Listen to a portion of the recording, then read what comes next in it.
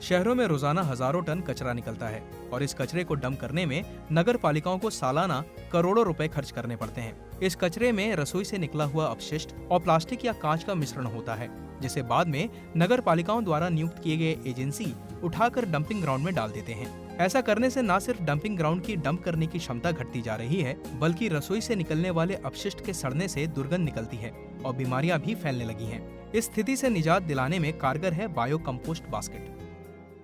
ये बास्केट ऐसी है कि घर में किचन में हमें ये रखनी है, और ये किचन में रखने के बाद कचरा डालने के लिए आपको सबसे ईजीएस्ट वे इस किचन, जिधर पैदा होता है उधर ही हम लोग वो कचरा उसमें डालते हैं। अभी कचरा डालने के बाद क्या होता है, उसके साथ एक बायो इनोकुलम दिया जाता है। इनोकुलम का मतलब ये है कि मसाला समझो या स्टार्टर कल्चर समझो। ये स्टार्टर कल्चर उसमें एक बार शुरू में डालने हैं।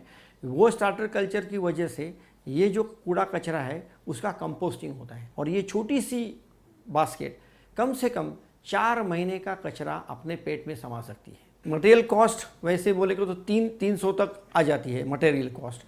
इसके साथ हम लोग खाद बनाते हैं, उसका जो इनोकुलम है उसकी कॉस्ट आती है। बाद में उसके साथ एक रॉड दिया जाता है, वो रॉड की कीमत आती है, और उससे भी सबसे ज़्यादा कॉस्ट आती है वो ट्रांसपोर्टेशन।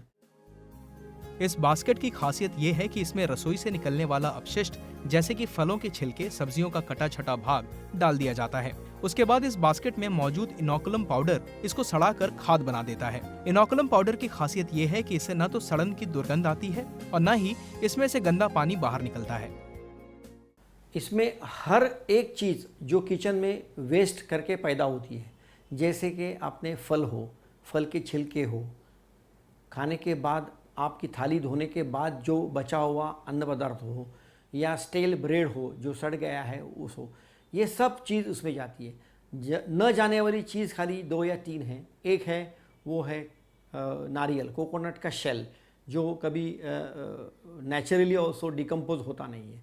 दूसरा है मक्के का भुट्टा, वो खाने के बाद जो भुट्टा रहता है वो दाने निकलने के बाद उसको सड़ने के लिए बहुत वक्त लगता है।